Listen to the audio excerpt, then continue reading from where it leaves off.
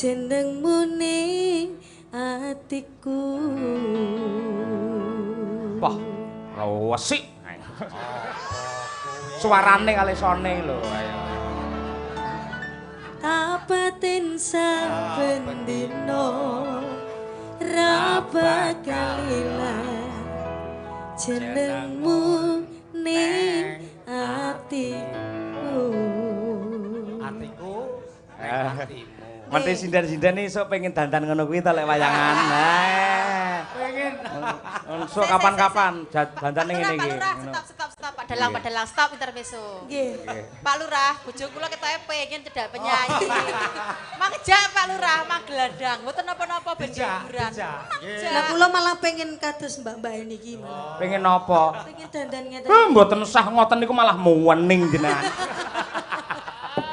Wah niki sok semuci-suci lek niki doan. Lah jenengan wah jan ngono wae jan.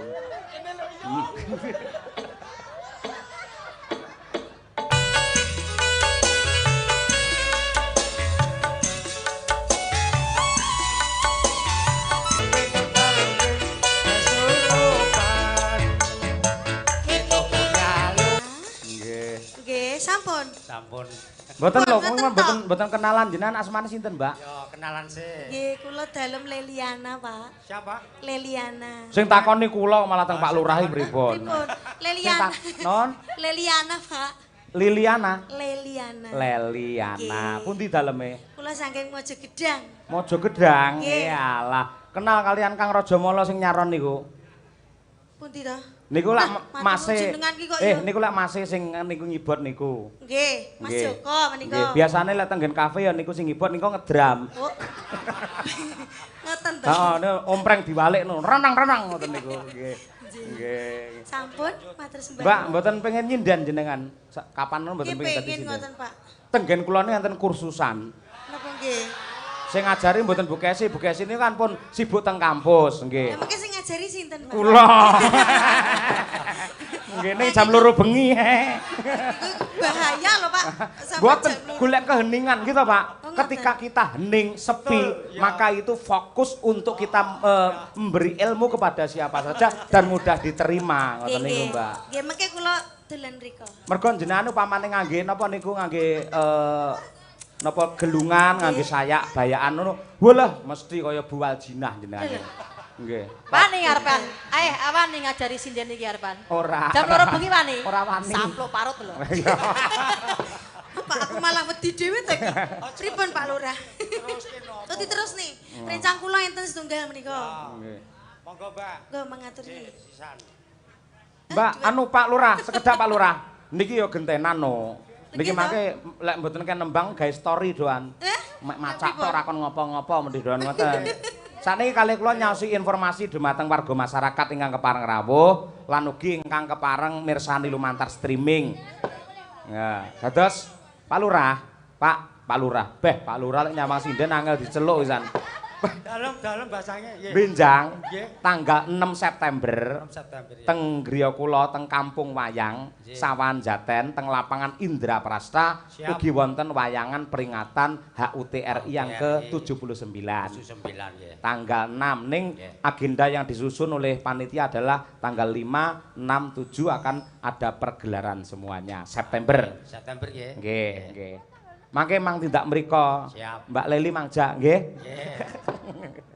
Nggih, luar biasa elok tenan. Nggih. Sip. Nggih. Nggih. Genti warangganane dhisik mangke terus genti penyanyine ngoten. Ayo coba kaya apa. Ya bir kita, ayo bir. Ayo coba kaya apa. Ayo, iki ya tanjake iki. Ayo. So kapan-kapan ngangge rok ngono ya bir ya. Ayo.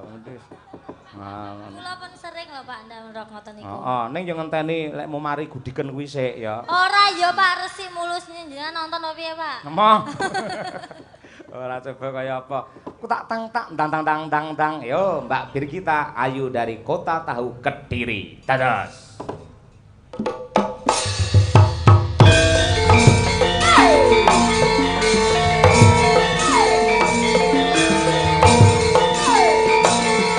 Bersama Mas Muhammad Taslim, ya Mas.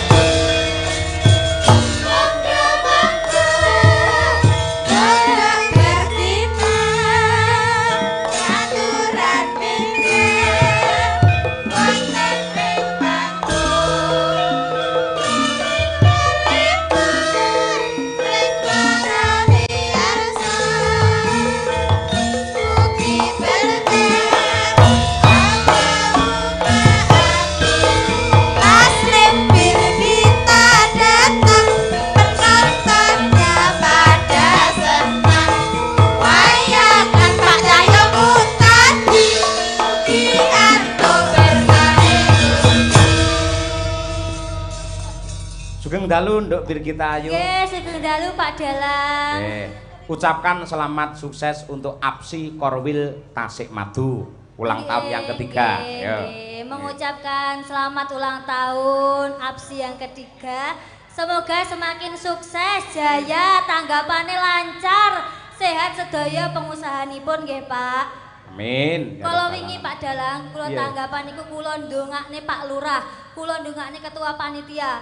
Niku langsung panitiane Pak moro teng panggung nyawer Birgita 1 juta iki kok rene sing nyawer ya Pak APSI Pak. Lama wis diwakili karo Pak Luar Haryanto Loh, mau. kan Pak Lurah, tim APSI belum Pak. Wis aja kuwatir ngono, mending kok do rapat engko, do rapat. Rapat Pak, Nyawer kowe ning taun ngarep pas ulang tahun sok ngono. sing kepapat. Kepapat nggih. Mas Nggih. Taslim silakan mengucapkan jenengan Rada MC. rene, Pak. Ayo. Rada rene, ya. Selamat buat APSI Tasikmadu ya Mas. Tasikmadu. Semoga jaya selamanya, tanggapannya laris. Amin. Nggih. Dan juga itu salam hormat kepada Pak Sigit Arianto yang rawuh iya. jauh dari Rembang. Ayo. Salam Selamat sih Pak. datang Nggih. Dimas Sigit Arianto, sarjana seni. Nggih. Bengi-bengi pokoknya agregik gitu. Nggih. Sing jelas apa to iki ngomongne apa dhek ora jelas kok. Lah ngomong iki sing Ono cetha, pipo wuyu. Nggih. Dados niki para sederek kondangipun Mas Taslim itu adalah Mas Muhammad Taslim Guroswara. Mongko Guroswara niku sangat identik dengan sound system, ya ta? Kira-kira jenengan dicawisi sound sing cacahe 28 set ngoten niku piye? Luar biasa Mas. Luar biasa. menggelegar ya Pak. 28 lho sakmene mbiyane iki bayangno sak ngene iki regane piro Pak? Aku ya pengen duwe ngene iki kira-kira cocok ra Pak nek aku dan entuk bojo pengusaha son ngene iki cocok ra.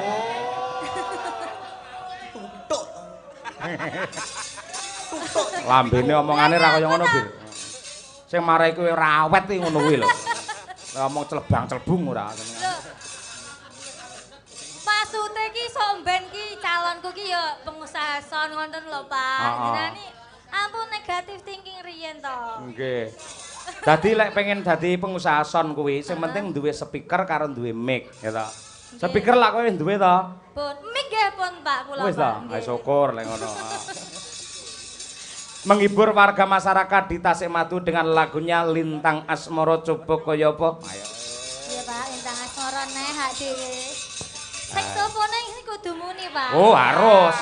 Wis sehat ya Pak. Tidak hanya saksofon namun juga dikolaborasi dengan keyboardnya Mas. Ya, Mangke melu bener. nadane gamelan Mas. Pokoke melu Mas Joko nggih. Pokoke Mas Joko mancing melu mancing ngono. Lho niki adik kakak Pak. Kandung, adik kakak Pak kandung. Nggih. Kok Pripun? gitu ya? Kok beda ya? Bagus adike Pak. Heh?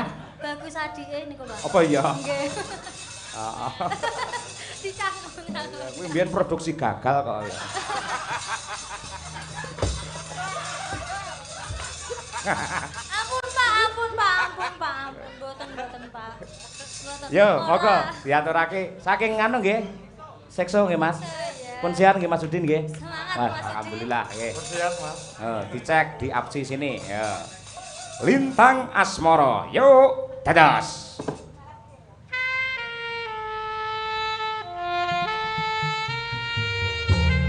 Enak ya Pak.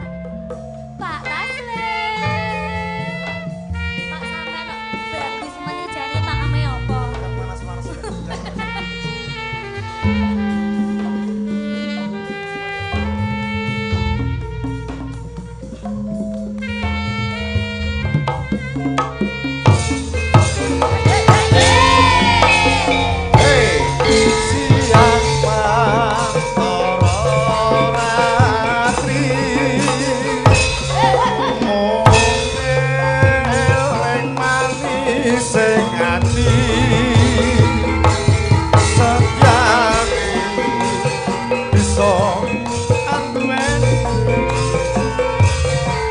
Marang sang Yasulaksmi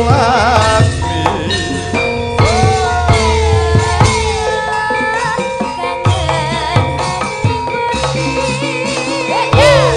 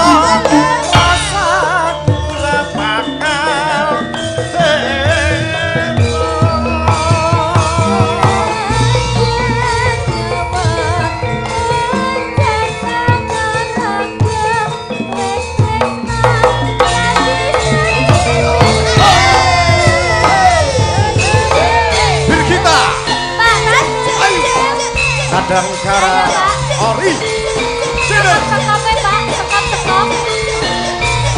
Sekop sekop. Ayo Mas,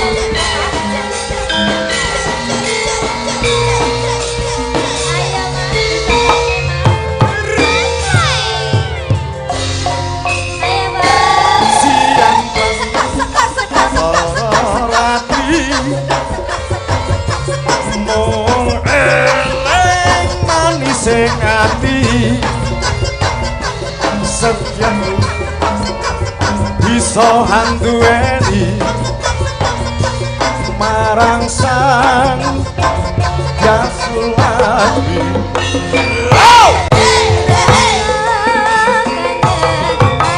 Hey, hey, hey,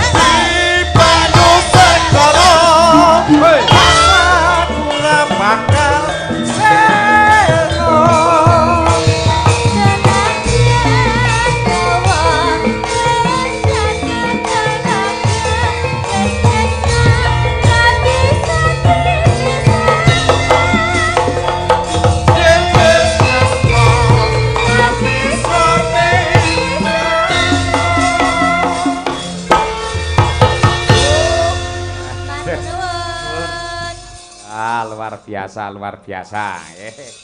Terima kasih Mas Taslim kalian Mbak Birgita. Ya, sadurunge musik iki mumpung urung kundur Mbak Eka Suranti Jembeng Dur. Ya dadi ya bintang tamu larang. Mumpung gratis ditanjake.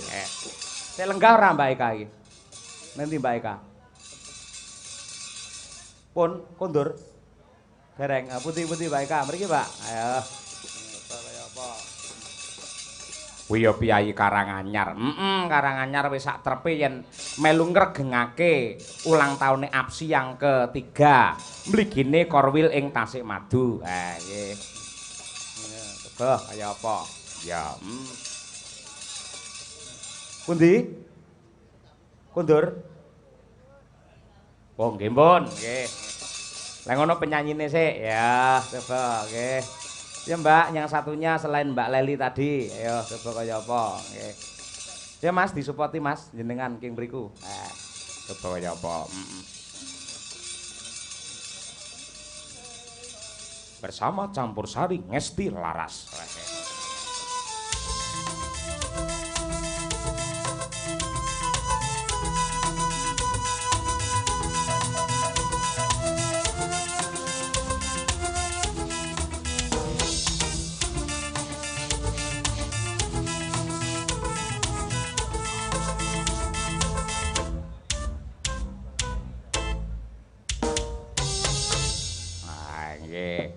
Lah, wau Mbak Leli, jenengan Mbak sinten?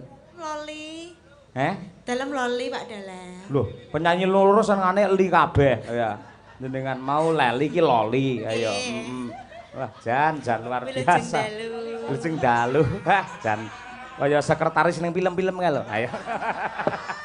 Menawi Mbak menawi betahane sekretaris. Napa? Pak Dalang. Mun gadah larsa kula mangke. Nggih, Mbak. Oke. Daleme pundi? Lek jenenge Loli mesti sampean ngapusi mesti. Pripun to? Asline sinten asmane? Asline? Nggih. Asline nganu, Anik. Anik. Nggih. Anik sinten? Anik Suryani. Oh, Suryani. Nggih. Oh, nggih. Kula nami kula Cahya Surya 12 kula niku nggih. Oh, Kita sehati nggih? Sehati. Embuh. Jenengan pundi daleme? Daleme Jumapolo Kota. Jumapolo. Nggih. Oh nggih. Pancen selain menjadi seorang penyanyi biduan napa? Pripun, Pak? Selain menjadi penyanyi apa ada profesi yang lain? Anu, adol pring menika. Adol pring. Adol pring? Nggih. Masalah lek nganti tulusupen eman-eman astane sing halus kaya ngono kuwi no. Ora nggih ngoten. Ah nggih, elok nggih. Jos. Mbok menawi betane sekretaris malih, Pak. Napa? Sekretaris, Mbah, nggih. Nggih mangke kula rapat nih kali kanca-kanca riyen, nggih. Butuh ora ngoten niku biasane kan do duwe idola dewi-dewi ngoten niku. Nggih, nggih. Nggih, ucapan untuk Apsi pripun? Oh ya, Mbak Ani. sebelumnya mengucapkan selamat ulang tahun yang ketiga buat Apsi. Semoga semakin solid dan kompak, tambah sukses, tambah laris. Amin ya rabbal alamin. Doa untuk kami Madangkara Group niki pripun? Ayo. Semoga tambah laris, Nggih. tambah sukses, ugi. Sehat selalu. Amin ya Buat rabbal semuanya. alamin. Nggih, nggih. Pun nate ningali kula teng YouTube. Sampun. Sampun. Anu kula meninggal ini langsung menika. Langsung Nggih Pak Cahyo niku pentas di Jumapolo. kapan Ya, niku? waktu itu. Jenengan nonton kaya ora WA aku. Lek WA aku kan iso WA aku tak lebone WA-mu tadi. Padahal pun kula inbox lho ten Facebook. Nggih. Nggih. Oh. Facebook kula niku sing nyekel Ajimas dadi mboten ngerti niku. Oh, Mbak. Hei. Mbak Ani. Nggih. Sampeyan kok ya pinter manas-manas. Pinter lho. Ngapunten niki niki wae pun dikira guyon nggih? Nggih. Jenengan pun preso niku piyayi niku asmane sinten pun preso? Sedereng. Oh, nggih niku sing jenenge Mbak Niken Saleho nggih niku. Nggih. Mbak Ani. Dalem. Jenengan ajeng lamar dados sekretaris Pak Cahyo to. Nggih. Monggo. Tindakan Tasih wonten jaket. lowongan? Oh, tasih. Oh, nggih. Kangge jenengan selalu ada, Mbak. Oh, Tenang nggih. mawon. Nggih. Ten ana lek wani awas. Lah aku iki Bu Kesi ora mung satpam lho, dek iki sak dhuwure Kapolri lho ayo. Aku di mana saja dia ada, di atas, di bawah, di samping, enek terus ayo. Terpantau nggih. Terpantau tadi yang namanya tindakan yang buruk itu tidak hanya niat dari perilakunya, namun ketika ada kesempatan itu makan lebih membahayakan niku. Iya, betul. Kula niki pun mboten duwe kesempatan napa-napa nggih. Lek biasane tembuti-tembuti Bu Kesi menti melu. Upamane Bu Kesi repot dhewe menti anak kula kon melu nggih. Ngoten niku nggih. Oke. Nggih, nggih. Dadi jenengan Enten lunga satpame no. nggih. Jenengan lunga, kula tak ngejak anak kula jenengan mang ngejak anak jenengan. Oh nggih. ngoten. Engko cah Sami loro. kok sami amane nggih. Nggih, engko dikek nggen play game ngoten awake dhewe ngegame dhewe kan Wala lah. kulino mesti niki, kulino mesti. Kulino napa, Mbak? Nah, iki. Wah, panitia luar biasa. Kula niku lek wayangan biasane mung gamelan nyel niku mawon lagune sing klasik-klasik, pol niku aja lamis gitu. Sinden iki ngeten-ngeten niki namungan. Dadi kehebatan panitia sangat kreatif. Gandeng kula bareng kali kanca-kanca bacutan pirang-pirang bengi malam ini mendapatkan kesegaran dan vitamin pada malam hari ini di Tasik. Mendapatkan vitamin. Nggih. Vitamin C alias cengoh. Ayo. Nggih. Ya nembang Mbak Ani. Lah, Nggih. Mbak Ani Surya. Napa mau? Ayo. Nggih, nembang Mbak. Napa Mbak? Ayo. Nyanyi, Ding. LDR. LDR mungkin ada permintaan? LDR Seragenan apa? apa dangdut? LDR ladrang wilujeng kok. Ayo. LDR. LDR ya Mas? Ayo, LDR siap. Nggih. Nggih. Oh iming-iming, oh iya boleh iming-iming Mas. Nggih. Mas Agus, Siap. spesial buat yang di depan ini Mas Sinten? Mas Sinten Niku namanya? Mas Alek Muhammad. Ayo, nggih niku. Mas Alek Dery, kok Nggih. orang meyakinkan? Nggih. Barang enek penyanyi nu cacah polahe ra umum ayo. Engko kaya aku lho tenang biasa. Ayo nggih. Pak Ari Sugeng Rawuh Pak Ari nggih. Aja lali kose ndang didadekne, Pak. Ayo wis sing borong kosmu. Ora dadi mahasiswine selak masuk, aku selak dadi bendahara ning kos e. Ayo. Nggih. Monggo iming-iming, monggo Mas. Yuk. Spesial buat Mas Alex.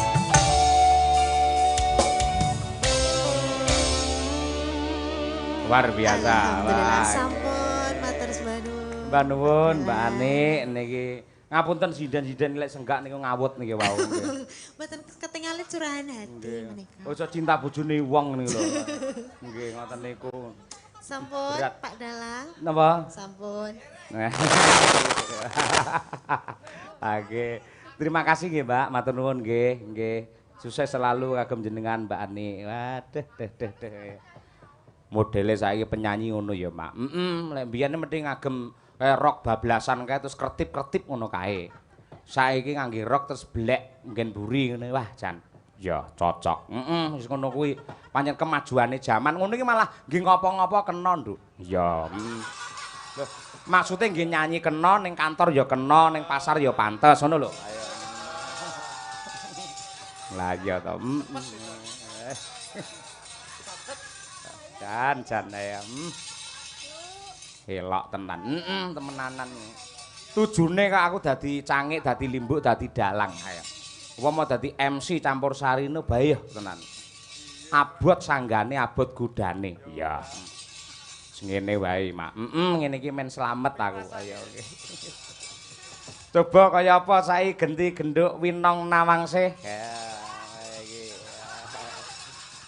Lah pengen kaya Mbak Anik mau roke kuwi utawa jarine kena diblek mburi ra apa-apa. Ayo. Ayo Nawangsih. Oke. Coba arum Bali, ya coba balik gamelan meneh. Mbak Winong Nawangsih dari Tulungagung. Yuk.